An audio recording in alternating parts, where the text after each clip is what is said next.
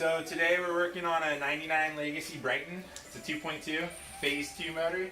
We're going to be turboing it. The first step we're going to do is pull the intake and exhaust. We got to gusset the subframe. So yeah, we're going to get started. It's going to be a Microsquirt standalone setup and a TD04, the top mount. It'll be fun. It'll be a fast little ride.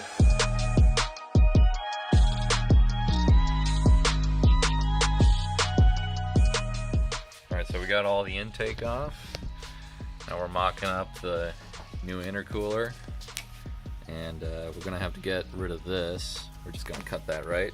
Yeah, we're going to cut it and modify it so that it comes up to the bracket on the actual intercooler and holds it.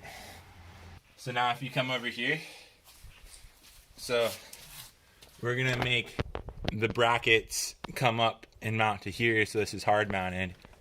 But what we're looking at now is we've got to have the up pipe come through under here, and then the turbo is going to be right here. So what we're going to do now is unbolt these brackets that hold the body harness together, and then we're probably going to wrap all of that wiring in some heat sheathing. On my car we don't have that, but it's also crusty, and like if you touch it, stuff breaks. So don't want to heat cycle plastic with a turbo. Yeah. It's not the best situation.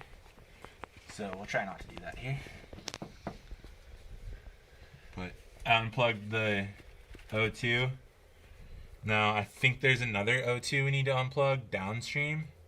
And then we need to drop the exhaust at this point so that we can run the down pipe up, and we can mount the turbo and create a bracket. And then we can start setting it all up here. And then once we have our intake done and the intercoolers like in place, then we're gonna start fabbing the up pipe. And then once we have the up pipe done, we can do the header.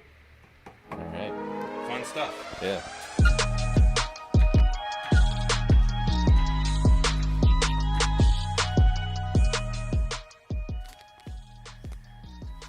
But there's the one O2 sensor right there, and then I'm gonna crawl under. I'm gonna have to unthread the other O2 sensor, and then the rest of it. Oh, and then there's that one bolt, but the rest of it should just drop. And then in theory, if we're lucky, that WRX downpipes mount will bolt to that bolt. Alright. And then we'll use that as a location to place the turbo. That and that intercooler charge pipe.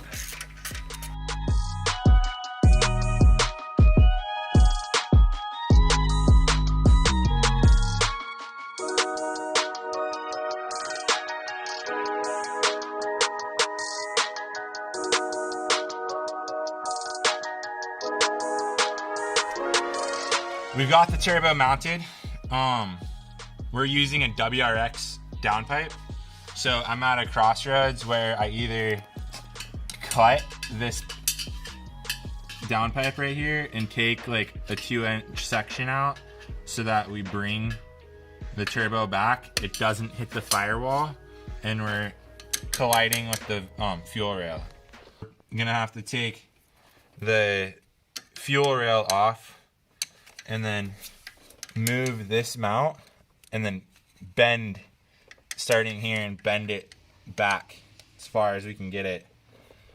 So we're just measuring an inch. I chose an inch because that's where the bell mouth stops, the form. So if we cut this section out, it should meet up with the flange right there. And hopefully that'll give us enough room where it clears the fuel rail and it clears the firewall.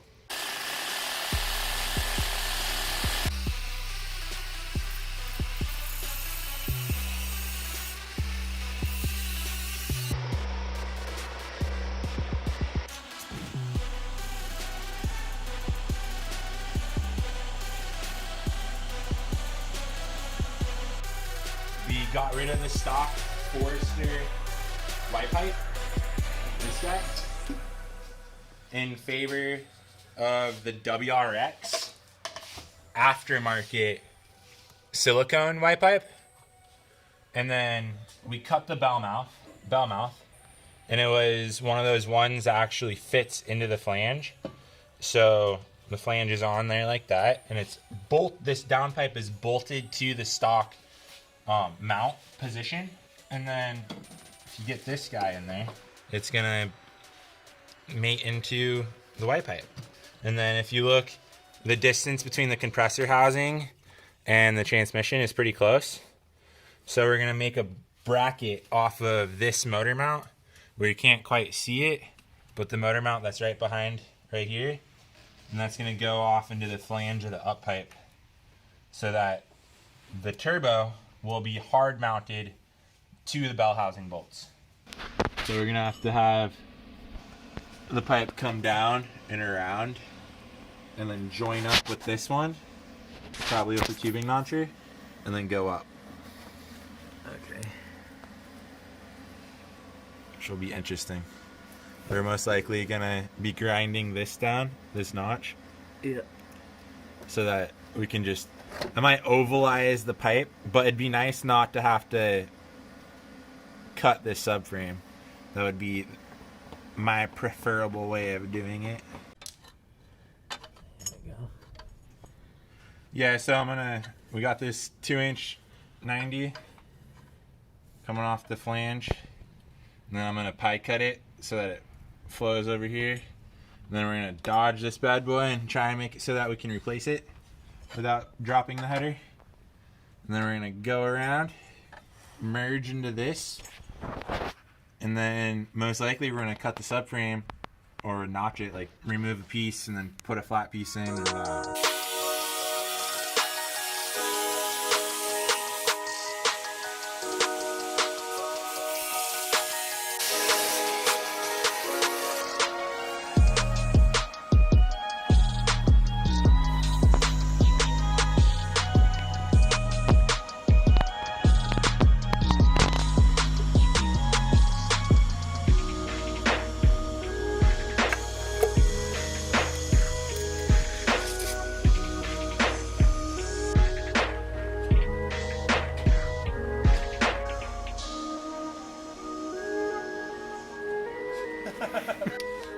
Okay, so what we did here is we're wiring the Microsquirt in parallel with the stock ECU. So I cut all the injector coils or injector wires, which we had to go from the injectors and pin with the continuity tests on the multimeter every single injector, every sensor ground and power, because there's no pin out for the EJ222 or whatever it is, 221. Phase 2 EJ22. But we got all the injectors wired in. I cut all the wires for the sensors. So the stock ECU is just gonna be chilling, no controls. And now we gotta go up there and cut the old pigtails off and wire in the new pigtails for the new GM sensors. Sorry, I didn't quite catch that. Nobody's talking to you. But yeah, almost there.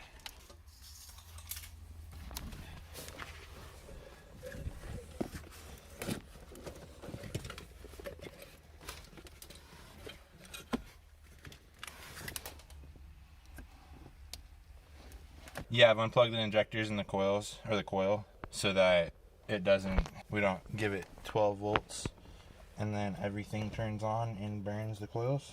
All right.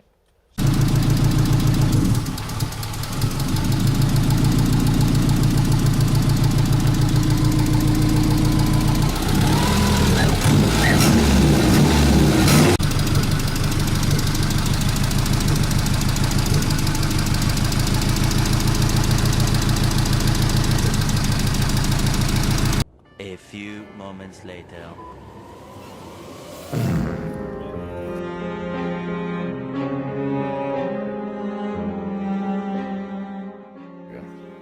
So, things happened. We got the Microsquirt in the car running, and the ignition timing was off significantly, like 40 degrees. This motor has broken rods. It's fully seized, like welded. But it's a 2.2, and 2.2s are smaller than 2.5s. So EJ25 and the 2.2. Let's do it. Boy, my camera voice on. Let me know when you're recording and stuff. Oh, we're already recording. Oh, you're recording? Yeah. So what I'm attempting to do right now is break it more than I already broke it by taking this here ratchet and going in here. It's like, you know what I'm saying? But we gotta go up more. So what are you jacking up? The motor. Oh, okay. I'm jacking on the transmission Ah, I see. so that when I do this. Other than the car in general.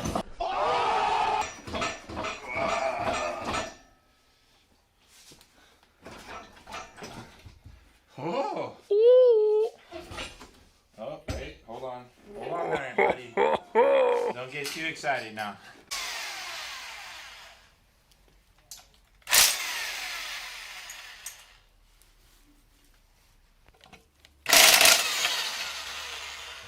That'll help, huh?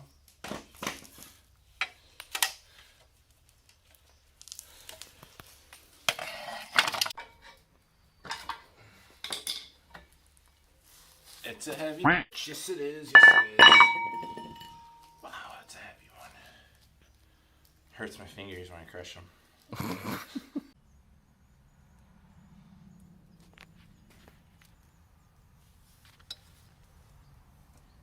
Yeah, that's not supposed to be gritty. Yeah, dude. Devastating.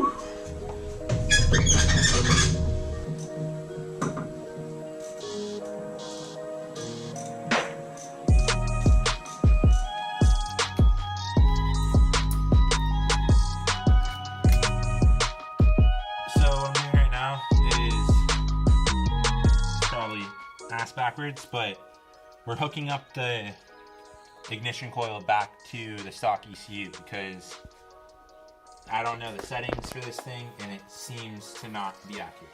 I've reset the timing, I've put the motor to top dead center and marked the pulley, and it's still weird, so play it safe. Stock ECU is going to have control over the ignition coil, so we're hooking up the map sensor back to the stock ECU, and then we're going to run a wire from the 3-bar to the Microsquirt. Yeah, that wastegate should work. So the problem we're running into right now is the car is running, the stock ECU is controlling IAC and the ignition because we couldn't find the dwell settings for this coil. Anyone has the dwell settings for this coil? It's the non-igniter 4-pin coil. Then cool, but stock ECU is running that. The eBay turbo, just a TD04 knockoff. The wastegate isn't controlling boost. It's going up to 10 PSI and hitting fuel cut on the Microsquirt. So we're gonna take the wastegate off of this blown genuine TD04 and put it on there, fully backed out. So it should in theory be like 4 PSI. If that doesn't work, then we're gonna find a real TD04. And then we got a catch can that we're gonna mount here. So we're gonna route all of the PCV lines over to the catch can, vent it to the atmosphere. And then we need a cap for this guy. This is the stock PCV port that now isn't doing anything because it pressurizes and we don't want pressure in the crankcase. So, indeed. It's the bingo. It's the bomba.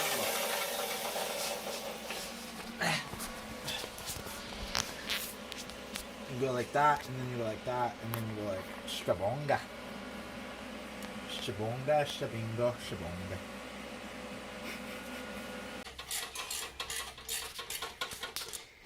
Ooh. Ooh.